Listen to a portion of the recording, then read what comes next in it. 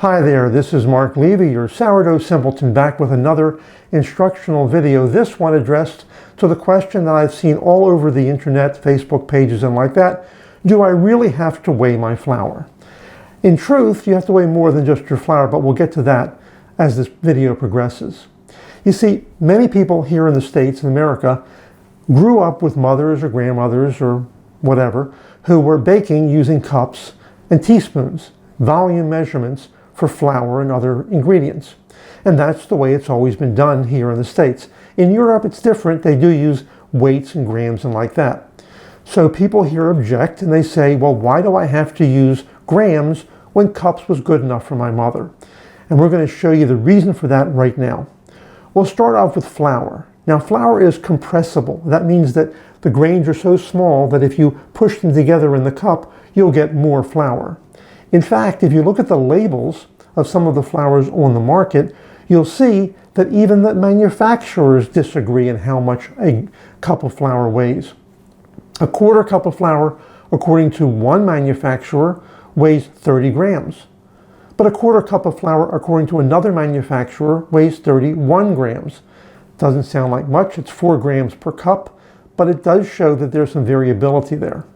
And certainly when you're baking, you want to avoid that variability. Let's show you what I mean. Here's a cup measure.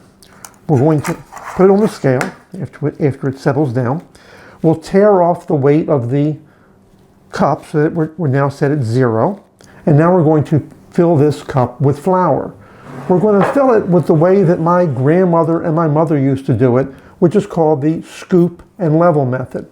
So we have a canister of flour here. This is all-purpose, the kind we use for sourdough baking. And we're going to scoop a whole bunch of flour. And I think I'm going to put it over this bowl so you can see what I'm doing. And then we're going to take a knife and we're going to level that off. Now we have 1 cup of flour. We put it onto the scale. And lo and behold, we have 156 grams. But wait, you said that flour weighed about 120 grams per cup. Why the 30-gram difference? Well, the difference is because this flour is packed into the measuring cup tightly because I scooped it in. There's another way to measure flour, and that's the method of putting it into the cup with a spoon rather than scooping it as we just did. So once again, we're going to make sure this is at 0. We're going to take a spoon and we're going to gradually fluff and fill this cup with flour this way.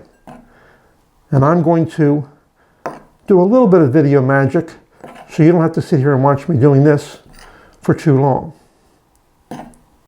So now we have a nice little mound of flour up on top. Once again, we'll take a knife and level it off. And now when we weigh it, you may find this hard to believe, but we have 126 grams, just a tad over the 120 nominal, or 124 by the other manufacturer. So this actually is a cup of flour. And that's why you weigh flour. Doesn't seem like a lot, but after all, about a 30-gram difference per cup is quite significant, particularly when you're baking bread. So that's flour. How about other ingredients? For example, salt. Well, here we've talked about salt in the past, that there are different kinds of salt. And the 2 most common ones that are out there would be table salt or kosher salt. It turns out that the grain size really matters here. And if you're weighing salt by volume, by teaspoon or whatever, you're going to find a huge difference. Let me show you what I mean.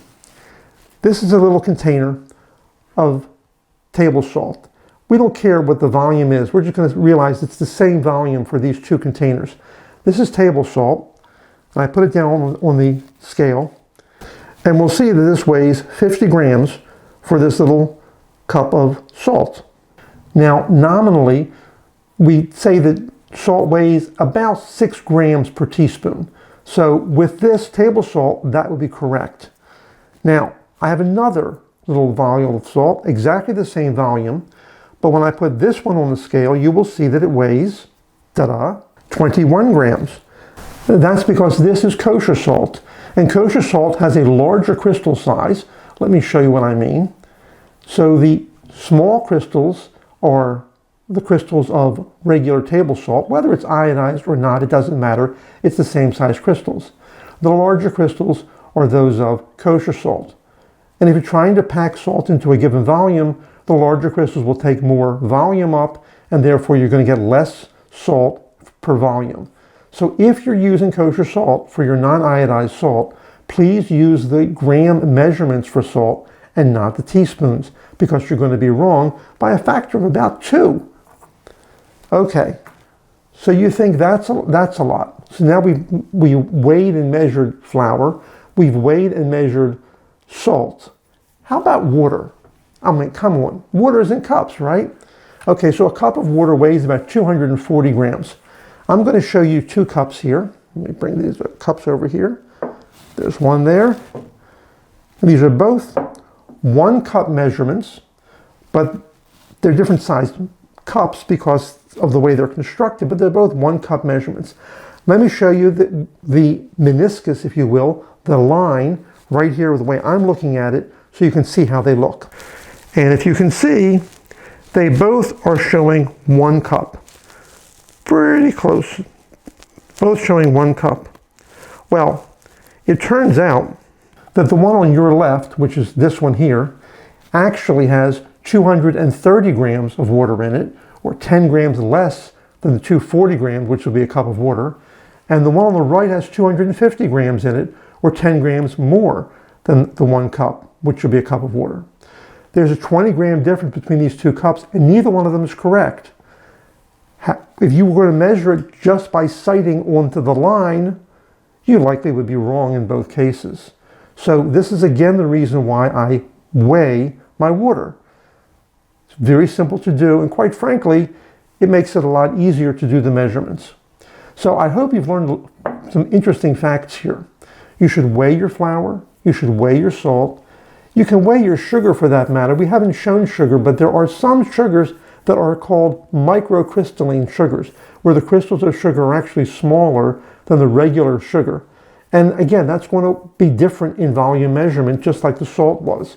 So as a rule, I weigh my flour, I weigh my salt, I weigh my sugar, and I weigh my water.